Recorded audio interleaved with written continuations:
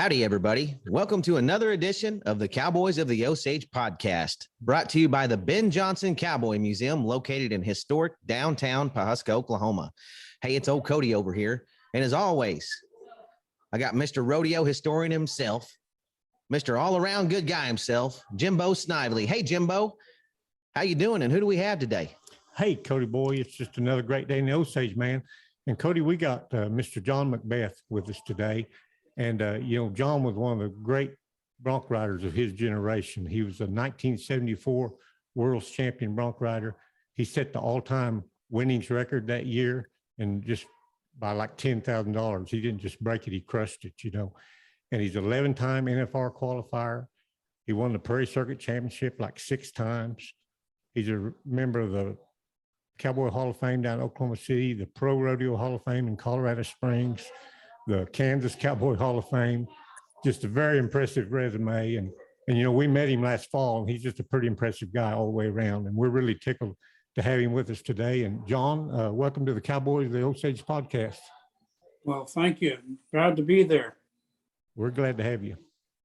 Glad to have you, Mr. McBeth. Glad to have you on.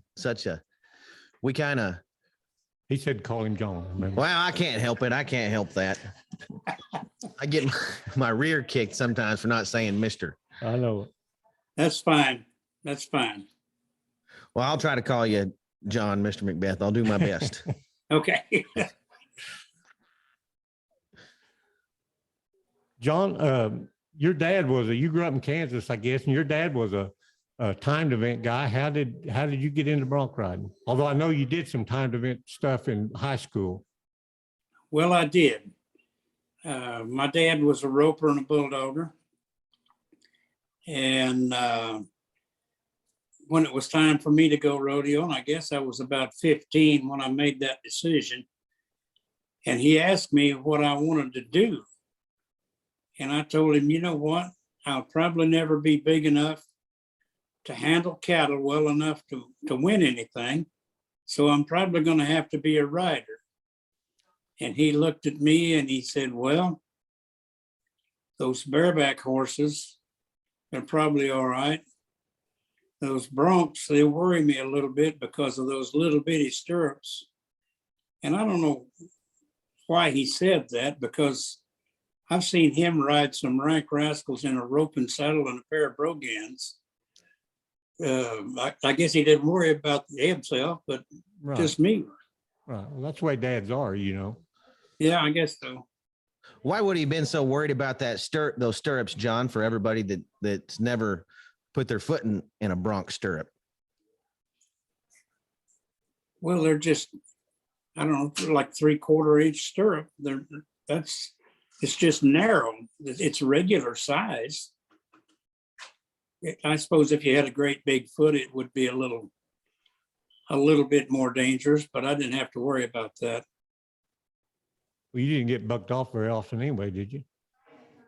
In the beginning, it was pretty regular. I read I guess somewhere. we all have to learn how. Right, absolutely. I read somewhere that you went up somewhere and got on like 27 broncs in the afternoon practicing. In Strong City, Kansas, the Roberts used to bring in everything they had on a Sunday afternoon. They'd buck everything, broncs, barebacks, everything, just to make sure what was going to be on the A team and go on the road, and what might stay at home, I guess. And they paid $5 to get on a bareback horse and $7.50 to get on a bronc. Wow, that's a pretty good chunk of money back then. Well, that evening I was pretty sore, but thought I'd never see another poor day. Yeah, 27 times 750. That adds up pretty dang quick. Yeah. Some of them were bareback horses too, Right. That was back in the day. So you knew Ken and Gerald Roberts, probably? Yes, I did. And Mr. EC as well. Yeah. Well, for those that don't know, they were great rough stock riders back in the 40s. And Gerald, I think, might have been all-around champion. They were top hands for sure. My dad told me when he was a kid in New York one time, he couldn't remember which one of them it was, but one of them was riding bulls and got his leg broke and the bone was sticking out through his pants. Now, that's how, I mean, that just sounded pretty gruesome, you know, but he remembered that but he couldn't remember if it was Gerald or Ken, but that was quite a wreck. Do you ever ride with a broken leg, John? An ankle. An ankle? Yeah. I wore a cast for 27 days. They said 30. And I thought 27 was enough. So I cut it off and went to Denver. That makes to sense. get on. Yeah, that's the way cowboys do it, you know. Yeah. Yeah, I've read a lot of old cowboys. It was like a rite of passage, it almost seems like, in a lot of these old books that I've read, where they'd get on a bronc with a plumb broken leg, you know. Yeah, yeah. And that always just really struck me. Well, That's really needing to win or just wanting to get on a bronc awful bad, it seemed like. well, that's the cowboy way, though. You know, you don't get paid if you don't do it, you know. Oh, yeah. I sold everything I owned one time to keep going down the road rodeo. Well, maybe more than one time. Yeah. Well, John, you rode some bareback horses. What made you settle on saddle broncs? I think it was a rule change. I learned with an old rawhide and leather rigging and finger tucks. In about 1964, they outlawed the finger tucks. And for some reason or another, I didn't ever really take to those hard handholds. So I just decided, you know, I was getting along pretty good in the bronc riding. So we'll just skip the bareback riding. And Gary Tucker finally made me a little handhold. And I got on a few more, but the handhold broke. And I guess that was just kind of the end of it. Besides that, those broncs don't jerk you around like that. It is hard on your body, isn't it? It seems to be. You know, I guess I was pretty lucky. I rode them for 9 years and didn't really have any lingering effects. Right, right. What makes one person a better bareback rider and another person a better saddle bronc rider? Must be their head. I can't really tell you the answer to that. Yeah. Yeah, I always wondered maybe if the saddle bronc riders were maybe a little bit better horsemen than the bareback riders. Yeah. I'm not sure. You know, I always wondered that myself, because the bareback riding almost seems like just a Wild West show event to me. Really, I mean, I'm not trying to make any bareback riders out there mad or anything. Right. I like watching a good bareback riding, but I can't figure out what the daily purpose would have been on bareback riding back on the ranch back in the day. It was strictly a rodeo event. My dad said when he was a kid, they called it the Indian event. Have you ever heard it called that, John? No, sir. Yeah. But I would have to agree with Cody about the horsemanship. Yeah. I think you're going to learn a lot about a horse if you want to be a really successful saddle bronc rider. John, I read something that speaking of that you said that you like the broncs in the left lead, and you could actually get them to change leads if they were in the right lead. How did you do that? Well, a horse naturally goes away from pressure. So if you put a little bit more weight in the right stirrup, his tendency is to move to the left. And sometimes when a horse gets broke and well broke, they learn other cues, but fortunately or unfortunately, I guess most broncs aren't broke. So that if you want one to go left, a little more pressure in the right. If you want him to go right, a little more pressure in the left. Pretty simple. I just never heard of that. Did you, Cody, about talking about leads on a bronc? No, I was just trying to hang on for dear life yeah. anytime one cut into Jimbo. Well, You know that. Wasn't worried about what lead. Well, think about it. How would you change leads on a saddle horse? Yes, sir. Right. Yeah, right with your feet, just like you're saying. So that makes a lot of sense right there. Yeah, I just never applied it to bronc riding, just never thought of it that much. Well, I know there's an awful lot of bronc riders that you see that are really good horsemen at the end of the day. Yeah, so right. They must feel a lot of stuff up there. Then right. It learns you up good to get on a bronc. Right. You mentioned Gerald Roberts earlier. Yeah. pretty much when I was starting to ride broncs, he gave me a little bit of advice that I kind of lived by ever since. And it was pretty simple. He said, just spur 1 inch higher every jump. Yeah. And if you think about that, by the end of the ride, you're probably in the main somewhere. Right. You would be. Were they your main mentors growing up on the bronc riding side? I'm sorry. Was those guys your main mentors growing up on the bronc ride to learn how to ride broncs? Gerald a little bit, and Casey a little bit. My main motivator, I guess, was Winston Bruce. I was still going to amateur rodeos in 1961, but I stopped at the rodeo in Tulsa just to watch. And I see this diminutive character from Canada that lifted on his rein and spurred the tar out of a white horse called White Pelican of Butler's. And when he got off, I could see he was just a little guy, but he was walking back up the arena, kind of looking through all that white hair floating around in the air. And that impressed me. So I tried to do everything that I saw Winston Bruce do. And I guess I was pretty lucky. I got along probably better than I deserved. Well, you flew your own plane a lot. I read that. I didn't know that about you, that you were a pilot and flew your plane to the rodeos. Yes, we did that. I think that started about 1966 or 7. I remember thinking about it during the National Finals one year. And when we go home, it's cold and not a whole lot to do outside.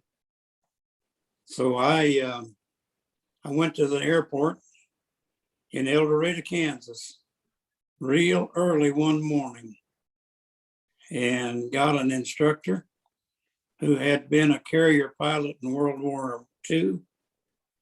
And that got along really well too. He taught me a lot of things. I was really, really happy about that. Told me he's going to teach me to fly by the feel and the sound, and it had saved my life someday. And I do believe he was right. Really? You got a story on a hairy day up there in the airplane for us? A little airplane story. Yes, sir. I got a lot of them. That guy put me through a lot of instrument maneuvers. Now, I never was really a licensed instrument pilot, but I have a lot of hood time. And one time we were in Pierre, South Dakota, and we were trying to go to Father Fonlander's match in Sentinel Butte, North Dakota. And it was foggy and overcast and a little rainy, low ceilings. And I filed a special VFR, which means visual flight rules, which is what I was qualified to fly under. Filed a special VFR every 30 minutes to get out of that airport, and they never would let me out. Well, time went by, and pretty soon it was too late to go to the match, but we were going to go to Ogallala, Nebraska that night. So about 2:00 in the afternoon, a little light airplane came in from the south, and I could see that there was a possibility, so I filed again. They let me out. It was low enough and scary enough when we left that I was probably wishing we hadn't done that. But I was following a highway, and at Murdo, South Dakota, we just flew into a black cloud. And I remembered what a 2-minute turning bank was like, because I couldn't really see anything. You're supposed to climb for 2 minutes at 500 foot a minute ascent level with a 20-degree right rudder. And in 30 seconds, you're supposed to descend at the same rate and come out where you started in the opposite direction. And you know what? It works. But it was mighty scary. I had a plane load of people that were kind of dependent on me. And I was kind of dependent on that instructor. And everybody got along really good, scary as it was. Did everybody know what was going on that was in the plane? Well, the guy sitting beside me was Sammy Groves. And he said, I knew something was up when I saw that sweat pop out on your forehead. Yeah, it's all right when your buddy next to you starts sweating, but when you see the pilot sweating, that's a bad sign. We got through it. Why, there was a handful of them flew back then, but do they still fly, rodeo guys, or is that kind of a thing of the past, and why? I think they might still, I don't know, they charter something, I think, occasionally. Yeah. And a lot of it is commercial anymore. They just go about it a little bit different than we did. Right. I wondered about that because you don't hear of anybody with their own planes now, flying around like they did back then. Yeah, but they were a little wilder back then. Yeah, they were wilder. Yeah. I was I thinking think about Tony Gay still flies. Does he? Yeah. He's got a nice plane. I saw on Facebook the other day. He was Yeah. flying a Forrest Smith somewhere. I think he flies a jet even. Yeah, it's a pretty good looking deal. Him and who else flies? Oh, Bobby Brown. Bobby Brown does fly. He is a commercial charter pilot, and he does fly jets. Well, That's He's one of something my else. old flying buddies. yeah. When did you first join the PRCA, John? October the 2nd, 1963, on my birthday. Was that right when the year was starting over, or was that towards the end of the year? That was at the end of the year. What rodeo did you enter? Little Rock, Arkansas was the first one I entered as a member. And on my birthday night, I had to get on something called Sage Hen. And at the time, she was pretty notorious. How'd it work out? I got a whistle, but I didn't get a mark, and they got me at the gate. And she would lunge out of there pretty good. I had her several other times, but I was a little more familiar those times. Who were your rodeoing partners back then, John? Who did you travel with? Well, the guys that took me away from my amateur ways was a guy by the name of Lee Wheaton. And he lives pretty close to Pawhuska. He lives at Mounds, Oklahoma. And we all wound up in Little Rock. And they decided that it was time for me to join. Well, right now, you have to buy a permit and win so much money and then send back in for your card. Back then, what was the process of becoming a professional, John? Same process. You had to fill a permit. Only there was $1,000 then. And when you actually got that much won, you had to make a decision. They didn't let you rodeo the rest of the year like they do now on a permit, but it was either stay amateur or go pro. And if you went pro and then went back amateur, they were going to fine you for that. Wasn't legal then. That's changed also. If you were a full-fledged pro, you were a full-fledged pro, period. So they So didn't it let was, you, the PRCA back then didn't allow you to enter any other amateur rodeos or anything. Once you were pro only. that's correct. Anything that wasn't approved was, or maybe you could go to a jackpot if there was just one event, like a jackpot rope in some place. But if they had 2 or 3 events, it wasn't sanctioned. You couldn't do it. Were there any cowboys sneaking around going to both, or did they stay pretty much one or the other? I never kept track, but this guy was pretty faithful. I never did go to another amateur rodeo. What was some of the things that he showed you the ropes on that you remember on those first year or two? You're on the road with them. Marty Wood. I entered Tulsa in 1964, and there was another little rodeo way out in southwestern Oklahoma. I mean, way out there. And for some reason or another, I got entered and rode out there with Marty. And when I got there, I had a bareback horse. They called him Jerry. Jerry belonged to Butler and Son Rodeo. And I couldn't, some of those other bronc riders asked me what I had. And I told them Jerry, and they just kind of laugh and walk off. And finally, a bareback rider told me that if you had him in a bareback ride, and he had mane in your face most of the time. So that told me the horse was pretty high-headed. And he also told me he'd bite you.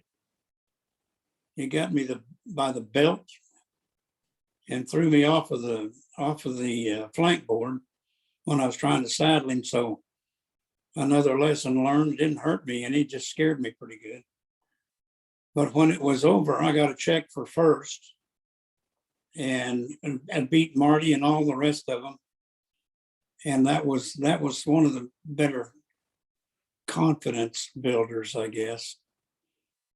From then on, we were just friends. We got to travel a little bit together. We didn't do it all the time, because I didn't choose to go the route he did. He might be in Vernon, Texas one day, and someplace in Washington or Oregon the next. And I always tried to rodeo as close to home as I could in circles, so I didn't have to retrace my own steps. It just made more sense to me, and it worked. So, I didn't get to go a lot of those other places. Like, for instance, I've never entered St. Paul, Oregon, or Tucson, Arizona, or Yuma, Arizona, or a lot of the big rodeos in California. Some of them I have, but not all, because they had Ardmore and some rodeos that were a lot closer to home at the same time. Did you have a favorite rodeo where you just beat them about every time you went? Yes, I did. What was I it? loved Houston, Texas. Yeah. It was always good to me. Now, that being said, I got to tell you that there's 3 other ones that I was really happy to be part of, because I won them all in 3 different decades, 60s, 70s, and 80s. Wow. I won Omaha, Veneta, and Coffeyville, Kansas in 3 different decades. Really. That's pretty impressive in rough stock, to do that over 3 decades. Well, just lucky, I guess. Well, I mean, a little more than luck, probably. Do you have any rodeos you just didn't like going to? Every time it came around, like, oh my Lord, I hate to enter this because I just have heck here every time, and I wish I could drive by it, but I just don't. Did you have one of those places, John? I can't really remember any of those. I don't think so. I had one, Jimbo. Where? It was Burwell, Nebraska for the longest time, because to win any money there, the way the rodeo's set up in the roping event, things have to happen absolutely just right, just the way the arena's set up. Because the steer, if they go right, you're done. If they go left very much, you're in the fence. And I went there probably 10, 12 times, never won a dime. And then like the last 4 or 5 times I went, I won a pretty good check. And it became one of my favorite rodeos after it's all said and done. So, but I always would dread Burwell just because of the arena conditions. You know, it was real hard to win anything in the timed events unless everything happened perfect. So, John, it was kind of a funny arena. They had a racetrack around it. It was a big one. It was a great big arena. But if a steer went right, you know, that right went forever. The whole rodeo set in the infield of the racetrack. Yes, sir. And I saw Jim Houston ride a bareback horse over the rail on both sides and into the grandstand. Wow. You know, I just saw on the Facebook the other day, Jimbo, they lost part of their historic grandstand there. A big storm rolled through there and took part of it out. Well, it was a really cool place. It is really like stepping back in time when you went to that rodeo grounds, and it was cool. I enjoyed the rodeo. I just didn't enjoy roping there when I first started roping there. You know, I like to look at old pictures and got some of my grandpa and stuff. Anytime you see a picture of Burwell, you can recognize it just immediately from the grandstand and the arena, the way it is, or the way the cattle are running, or whatever. You know, it's easy to pick it out for sure. Hate to see that grandstand come down. Hey, John. Nowadays, I don't know if it's even still the same. I haven't had my card for a few years. You know, we have a central Procom entry system where you call and enter, and then you get your call back, find out which day you're on. And then I suppose in the rough stock riding a couple days ahead of time, you get your draw and you know what you have drawn.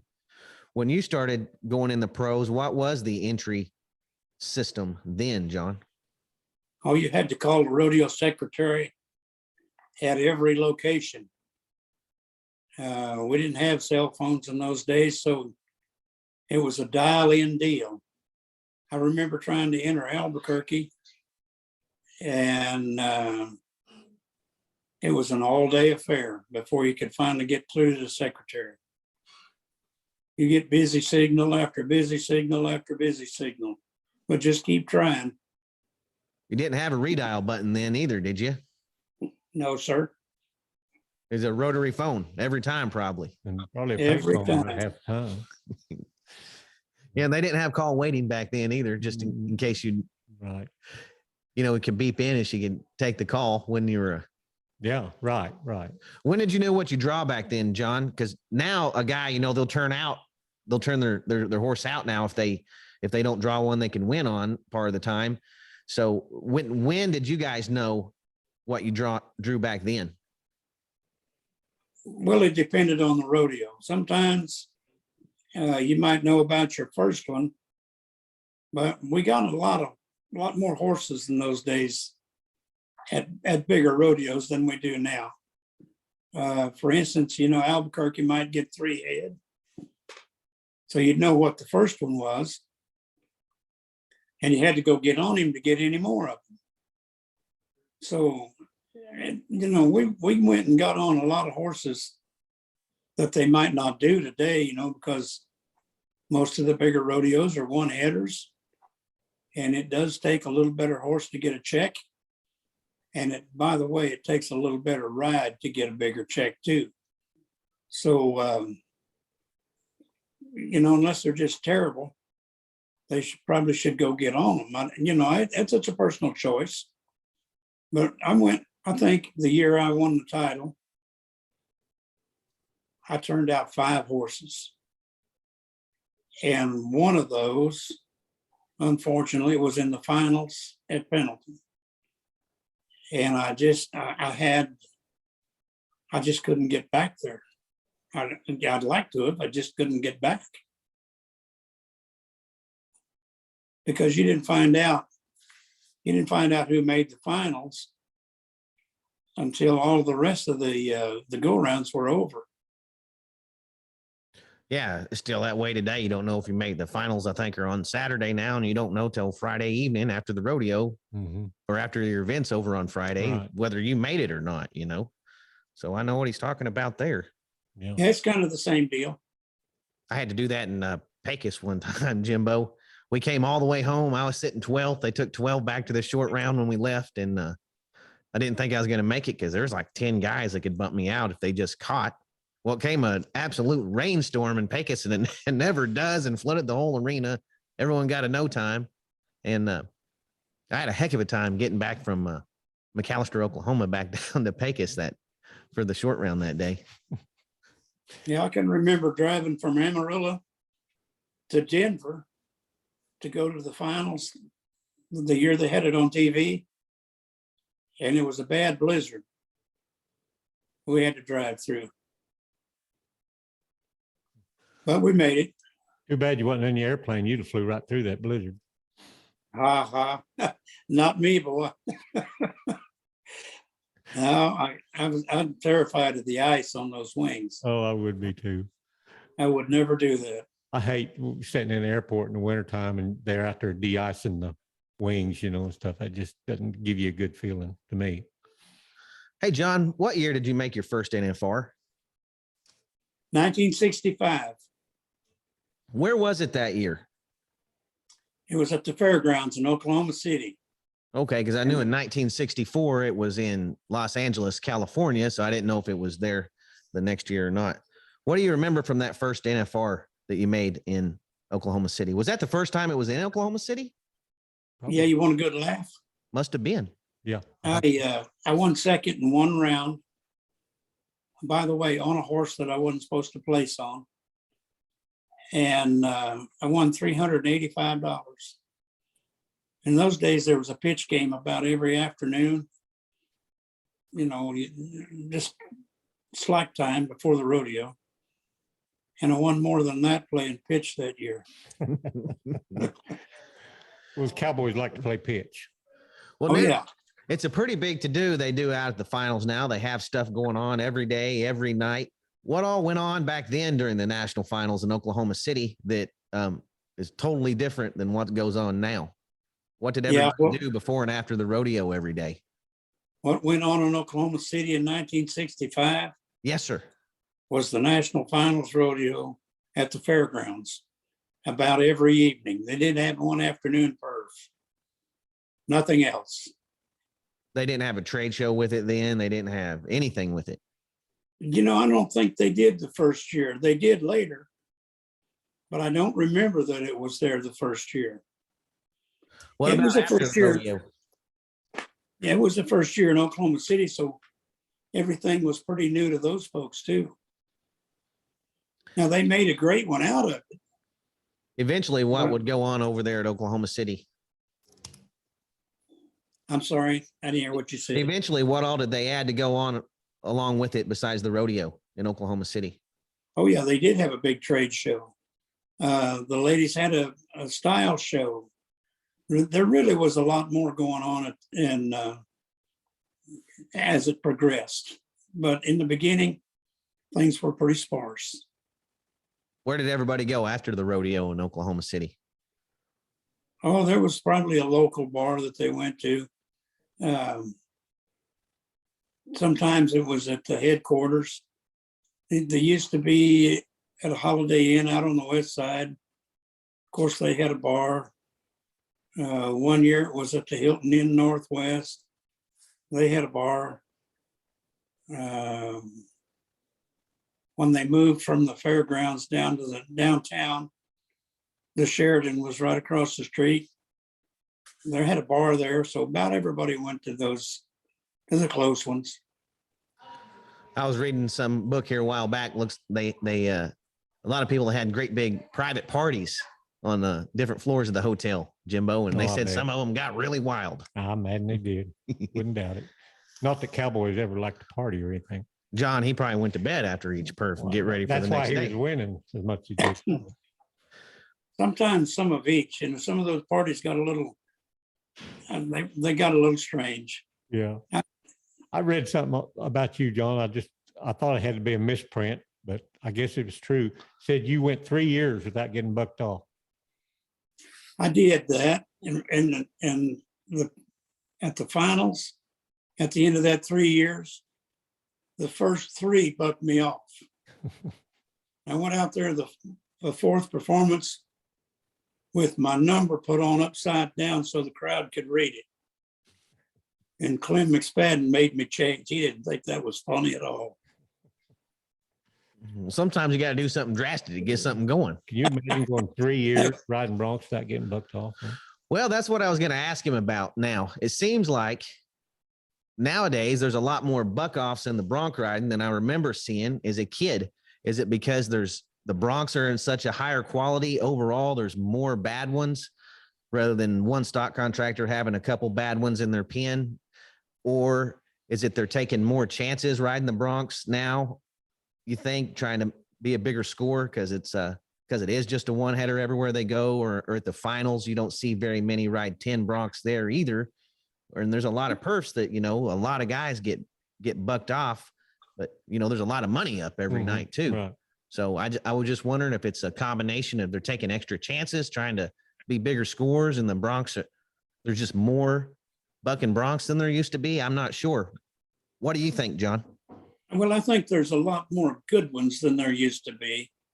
I mean, user-friendly, rider-friendly, the nice ones to get on.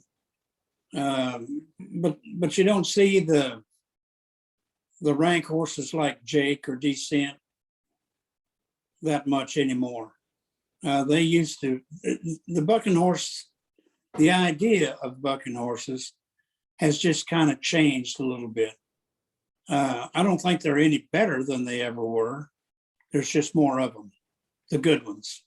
Right. That's what I was trying to say, because I think that, right. They used to show up, they may have had one or two good ones in their pen, and the rest were just a drawn, just a shooting match who rode the best that day, possibly. But now they'll show up with a whole trailer load full of good ones. It seems like they're really putting a lot of money into their stock. Yeah. Yeah. And their breeding program and all that. That's something that's changed, We used to know that they paid third and fourth too. Mm-hmm. So sometimes you had to ride kind of a bad horse to get that check. First and second might go to the guys that have the good ones, but they can't win everything. Right. Speaking of, you mentioned Houston there a while ago. What do you think about the money nowadays? Some of these purses at some of those big rodeos. I think I was born way too early.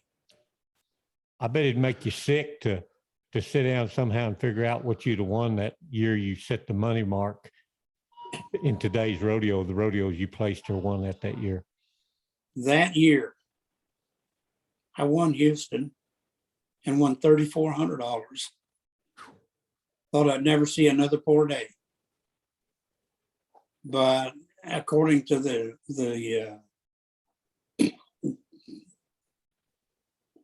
difference in the money between then and now is about the same.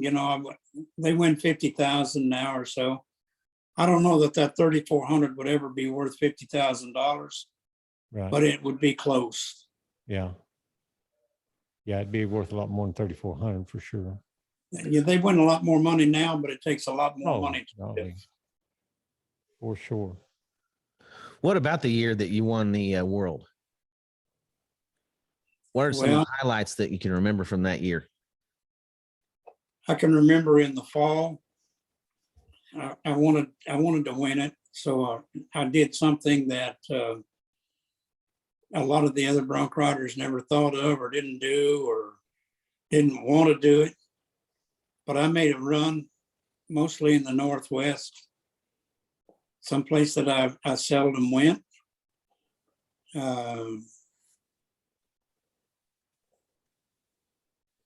11-day run and won about 10,000. That was pretty intense. Spencer, Iowa to start with, to St. George, Utah, to Pendleton, to Puyallup. We got 5 at Puyallup, so I had some days off. Those days off, I went to places like Othello, Washington, Kamloops, British Columbia, Albuquerque, New Mexico, Omaha, Nebraska. At the end of it, we even went to Memphis, Tennessee. So there was 11 days in there that were mighty intense, and I was the only one doing it. And it was in the fall, when everybody else kind of wanted to slow down and go home. Yeah, I never drove up to the Northwest in the fall unless I had to, whether I maybe had a chance to make the finals or something, because it was an awful long way up there, and you got to stay up there for a month or better. That was one of the good things about living in the Midwest where we did. You were centrally located. You didn't have to go someplace and spend months at a time.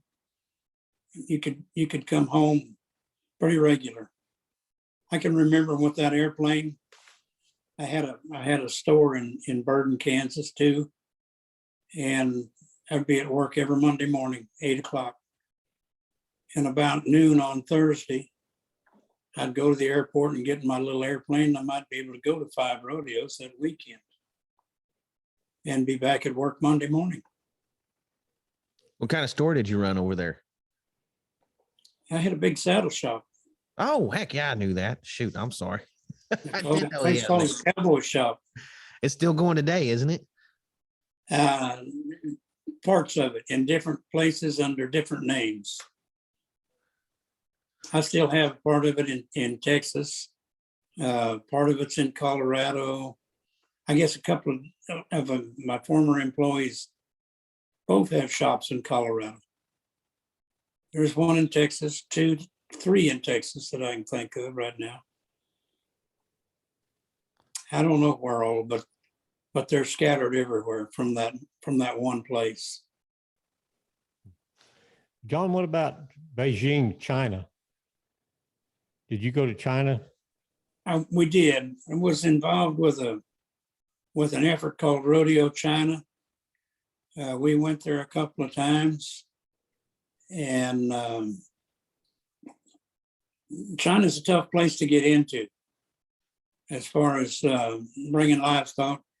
I'll just give you, for instance, when we were gathering livestock, we could bring horses from North America, but no cattle. They didn't want anything in there that might have anything to do with the mad cow disease. So all of our bovine livestock, time event cattle, we're going to have to come from Australia, and the bulls. So we had to go both places to find horses, and we got everything pretty well lined out. But you had to go through a quarantine in Australia before you could send them to the quarantine in China. And it didn't work simply because we just ran out of time. We couldn't get all of that done on schedule. And the Chinese just, to put it in a better way, we just ran out of time. Right. I don't know either way to say it. It was going to be a great deal, but it just didn't work. Right. Right. Well, you actually had some performances there, though, didn't you? I mean, we had several planning sessions. We had a news, I don't know what you call it. It was a formal opening, a news break. A lot of TV time, a lot of nice people. Not all of China's bad, but certainly not all of it's good. But I will tell you that they will tell you the truth when they say the devil's in the details.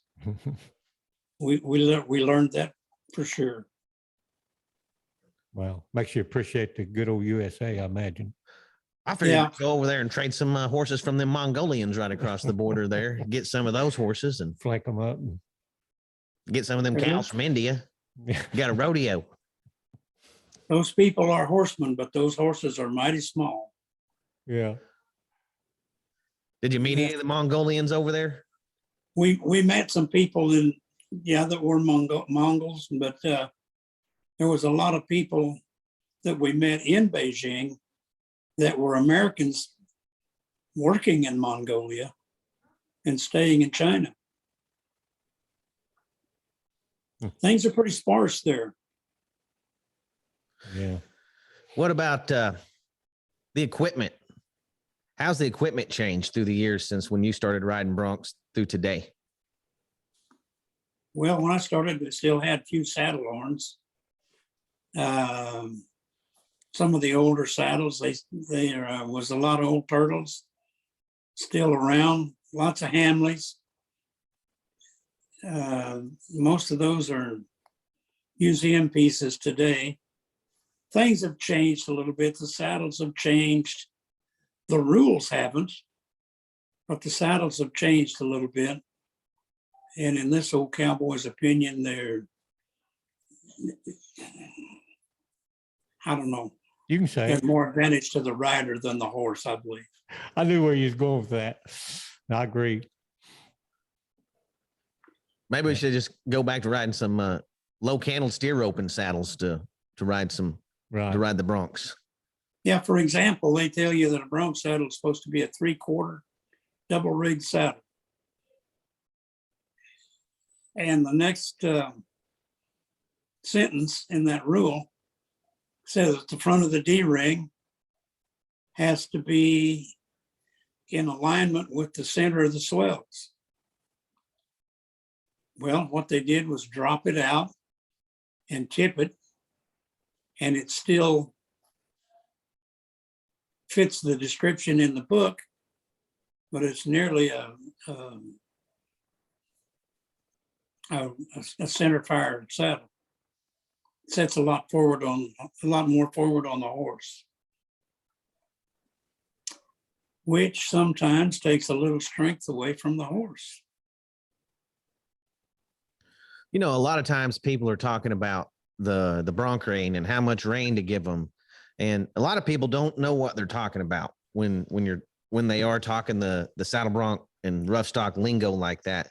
So can you give everybody just a little bit of a heads up what some of these guys are talking about when they're saying, hey, they got to give this horse a little more rein, give this horse a little less rein, and why they're saying that, Mr. Sure. When a horse bucks, he uses his head for his balance. Some of them, you know, like a thoroughbred type horse, a longer necked horse, is probably going to have his head a little bit lower at the lowest point, but it bobs up and down. So when it comes up, you need to lift on your rein. That's one reason. You want to lift on that rein so you don't spur over it when you reach and spur him in the neck either, or the shoulder. But when it drops it, if your rein is too short, it will pull your body forward. And when they kick, that cantle will just drive you out over their neck, out over their head. So it's important to get the rein right, where it might pull your hand down, but not your body forward. When I rode, I guess I had a reputation for using a longer rein than most people. There was only a couple of guys I could take the rein that they gave me, you know, when you ask them what to give a certain horse. I could take it from Larry Kane, or I could take it from Winston Bruce, and everybody else I kind of had to make a little adjustment to make it fit my liking. Some people like to have the pressure on their hand, you know, their arm. It feels better to them riding, and that was definitely not me. I was never strong enough to hang on to it. So I had to learn to ride with a longer rein, and it turned out to be advantageous because you keep your body back farther and you can reach higher in the neck with your spurs, with your feet. Yes, sir. It sounds like asking those guys on how much rein to give is like asking a lot of the guys over at the roping or the rodeo on how much to let your steer out so you get out of the barrier good. Right. There's only a handful of guys you need to listen to, because I'd go around and ask just about everybody, and I'd get about 26 different answers, Jimbo. Right. So yeah, you can ask 50 people about that rein length, and you might get 50 different answers. Right. Yeah, it sounds a lot like on how much to let that steer out, or asking about certain steer on how much to let him out. Right. So You were going to break the barriers. What's going to happen? It's the same kind of deal. It's an opinion. Right. John, you put on some rope or some riding schools was that after you quit, or were you still competing when you were doing the riding schools? I was still competing when we started.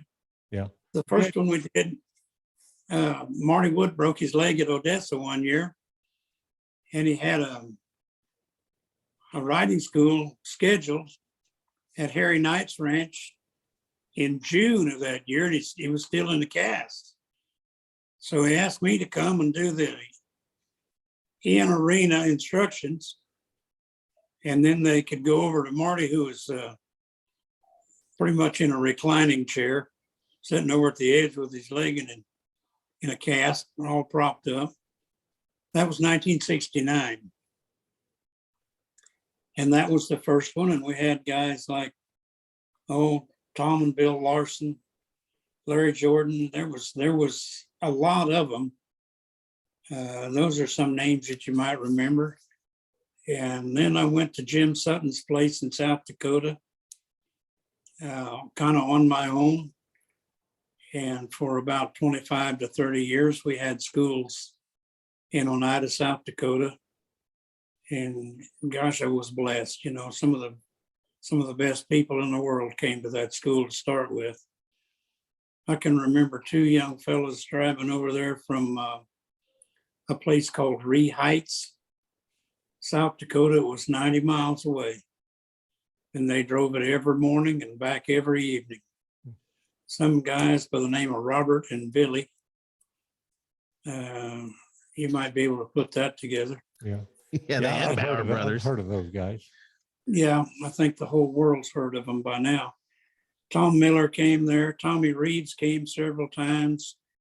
I don't know. I think we had several world champions come to those schools. Paul Tierney came. And he told me one time, he said, yeah, I came there to learn to ride broncs when I was going to those college rodeos because you work several events. And I worked bronc riding several times after that.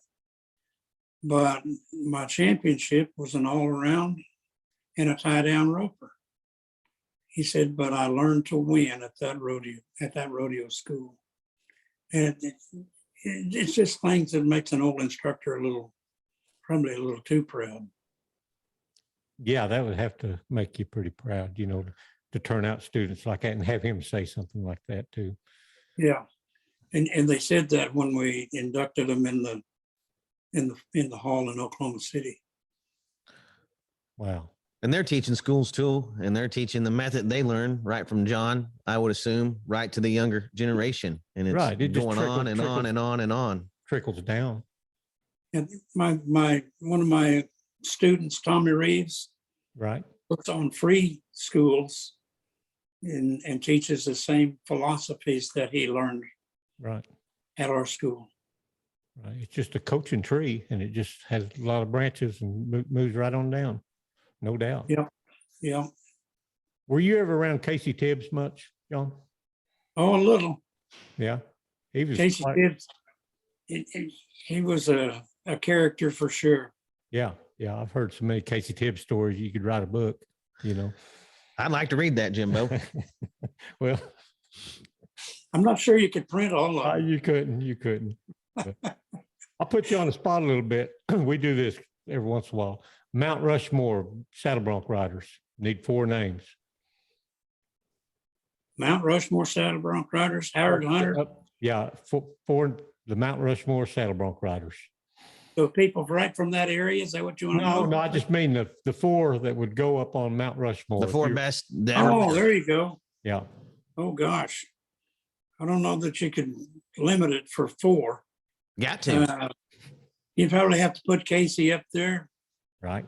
Probably Marty Wood, Winston Bruce. There's 3. Gosh, I don't know who the 4th one would be. You could take a great choice.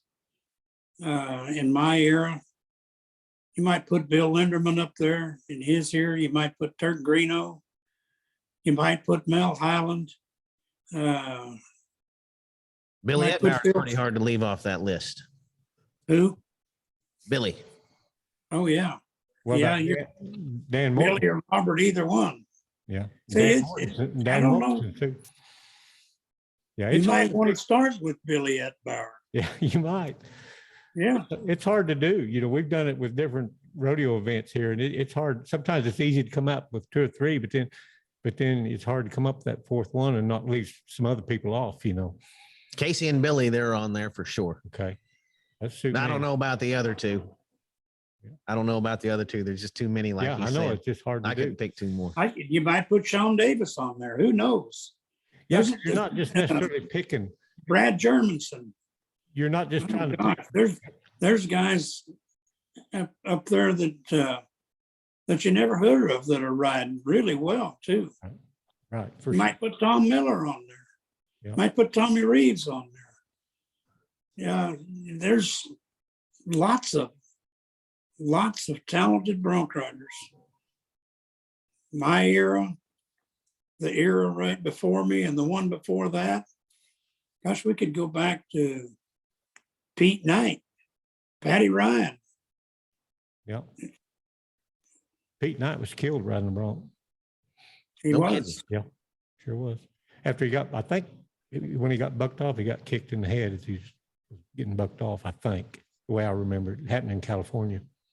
The Rowell Ranch, Hayward, California, I do believe. Yeah, I think you're right. Well, it'd be tough to pick four. It would. No doubt. Would. That's why I asked him. I knew it was going to be hard to do, but. What about on the saddle broncs, John? Can you pick four of the best saddle broncs to ever live? Gosh, I'd have to start with Sage Inn. The first one you ever got on in a pro rodeo. Jesse James, Descent, Jake. Gosh, I don't know. I've heard about Midnight and 5 Minutes to Midnight and Tipperary. Some of those that I never saw. Steamboat. That'd be one. War Paint. Pardon? A bunch of those too. Yeah. Yeah, War Paint. Yeah. Did you ever ride War Paint, John? No, he was kind of before my time. A little ahead before your time. I never got exposed to him, I don't think. Right.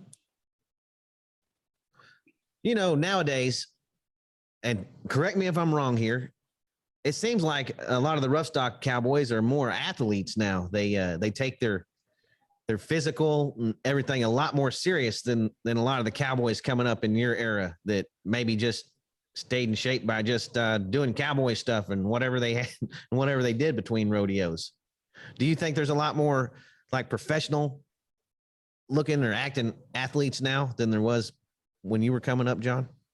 The bareback riders, especially, they work out all the time, and they have the medical facilities and the workout facilities. Yeah, they're in better shape, cowboy wise, today than they probably ever were. I've been thinking that for a while, Jimbo. Oh yeah. Yeah. Because, I knew a lot of guys. I never saw them work out one day in their life, but this next generation coming on, it seems like it don't matter which sport you're in. They're taking it real serious, but there's some serious money up for grabs nowadays too. And it costs serious money to go up and down the road. Oh man. I don't know how they do it now with the price of diesel. Did you have any sponsors back then, John? I had one sponsorship with the Hire Boot Company, and they were a Kansas company, and it wasn't an endorsement deal like you see nowadays. They didn't pay a lot of money. I could have about any kind of boot I wanted, but we tried not to take advantage of it. It was just kind of a mutual respect deal. Not anything like they have today. You see cowboy shirts, used to be white or striped maybe. Now they've got patches over patches over patches. Yeah. Well, I'm glad to see it because there's nothing worse than being a broke cowboy, not being entered at a rodeo between two of them and not having enough money to get there. So I'm glad to see some of these guys actually making it now. It's good. It's just good to see. Yeah. Well, Yeah, go ahead, John. Sorry. I say Billy Etbear has a story like that. You know, one of his sponsors had a jet, little private jet, and he said that kept him rodeoing as long as it did, as long as he did as he could. Billy was a good guy, a businessman that would take chances riding a bucking horse, but that made him what he is today.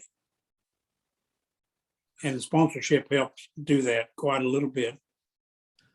Yeah, Not to take away from Billy, but it did help. Yeah. I remember reading that Billy was having a lot of back trouble, and them people with that jet, I think the Express Ranches is who it was. They got him in that jet to help him get to more rodeos and feel fresher when he gets there. Yeah. You know who I was thinking on this Mount Rushmore of bronc riders? Who? I just feel like we can't leave this guy out. Cody Wright. Look what this guy's turned out. Just out of his breeding alone. You ever seen anything like these Wright brothers in your life? You could put 4 of them out of that family on there if you want to. I mean, have you ever seen so many great bronc riders from one small family? I guess it's a big family, from one family ever like this? Not that many. The Kirbys had 3. Gosh, I don't know. I can think of 2 brothers in several places, but That Barris no, 3 not that plus many. Craig Latham. Yeah, Craig and Deke Latham. That's 2, but they're brothers. How about Bill Smith and Jim and Rick? There's 3 of them. They all made the finals. We don't even know how many of these Wright brothers and I can't keep sons track and of them. cousins there are. And they just keep coming out of the woodwork. Uh-huh. I mean, you just see a new one about every other rodeo you'll see. And they all look alike. They wear those blue shirts. And I swear it's that good as much I've ever seen. Yeah, that's serious business when their rig rolls into a rodeo. Yeah, they might have grandkids starting before long. They're allowed to. You might have them already. I think the one does. Yeah. John, when did you retire and why? I mean, did you just wake up one day and say it's time to quit, or did you get hurt, or what happened? How'd that go? In 1988, I wanted to be 80 and win one so I could retire officially. I could feel myself, getting old, fat, and bald-headed and slow. Yeah. And the last one I got on was at Yukon, Oklahoma. I'm sure it was probably in August of 1988, and I was 81 points. And I split second and third. And I thought that was just a good place to quit. But as far as officially retiring, I don't know. I didn't win first. Yeah. But not too many guys place on their last steer or their bronc or whatever and then retire. Yeah, my dad, he has a great retirement story, John. 57 years old. We had the steers up at Cheyenne, so we were already up there working. But he ends up winning Cheyenne. Then he wins the seniors. He won 2 buckles that day at Cheyenne, and he quit roping steers that day. That is quite a story. Yeah. Good way to quit. Yeah, that's a way to go out. I said, you're not going to keep entering the rest of the year. You got $22,000 won from today, Dad. You only got to win a little bit more. He said, I couldn't have wrote it better, Cody. I couldn't have wrote it better. That's what he said. Wow. But what about the Cowboy Hall of Fame in Oklahoma City? Great place. We know that you were a big part of it for a long time. How many years were you president of the Rodeo Historical Society, John? Well, I served 1 term. Okay. And it's just 2 years, a 2-year term. Right. My term came during the COVID thing, so it was a little different, but we enjoyed every bit of it. Cody, they just do a great job keeping the old rodeo history alive. We really appreciate them. and something kind of like you're trying to do here, but just on a much larger scale. Yes. And they really do a great job. Yeah, Yeah. you guys are kind of on the same track. It's a little different place, but you're doing the same thing. Well, we love the history of rodeo and the history of Western things in general, but especially rodeo, because it hits close to home for all of us right here. The rodeo way of life for sure. I got a question for both of you. What year did they start the Father's Day tripping in Pawhuska? 54. 1954. Really? Yeah. That was official, but they had them before that because I was there. Yeah, they would have had, they had some match ropings and probably some jackpots and this and that, but and some calf ropings. They had quite a few different events, and they started the cavalcade in 47, wasn't it? Mm-hmm. Yes, sir. Yeah. Yeah. But the first Ben Johnson Memorial steer roping was 1954. Okay. Yeah, the Ben Johnson, but they did have an event before that, because I remember my dad and Merle Davis taking me in 1949. Okay. And I will never forget that. Was it a rodeo? Or It was a tripping, steer roping. It's strictly a tripping. Okay. Yeah. Wow. Well, that's a pretty historic arena out there. They've had a lot of events out there. You could write a book on that arena just about. Oh yeah, you could. You Steer sure roping could. and saddle bronc riding. Those are the two classic events in rodeo. Right. We lost him. Oh yeah. Well, it looks like it's about time, John. We're going to have to start wrapping this deal up. We've lost your video feed, but I think we about covered everything. Anyway, you got anything for him, Jimbo? Well, just like to thank him for sitting in with us today for sure. And, Cody, when you meet somebody that knows John McBeth, before they ever mention his bronc riding, they say, boy, he's a nice guy. That's the first thing they say. And what greater tribute you can give a guy than that, So, well, I grew up in Kansas, and he's one of our heroes There from he's back Kansas. We don't have very many world champions from Kansas. John, we have Joel Maker, we have Rocky Patterson, a handful of people. Right, And he was always one of my heroes up there. Right. Because he was a world champion from Kansas. Right. And that's what I wanted to be, was a world champion from Kansas, because that's where I live. So Sure. Well, thanks, guys. I appreciate the chance to be able to visit with you today. So enjoyed it. If a young guy was going to start riding saddle broncs now, what's the best advice you can give him to get started, John? Spur 1 inch higher every jump. Well, all right, everybody, this has been one of my favorite ones, and Me too. we'll see everybody next week right here on Cowboys of the Osage podcast. Thank you, Mr. McBeth, for spending the day with us. Thank you, sir. John. All right, Thank we'll you, see brother. everybody next week.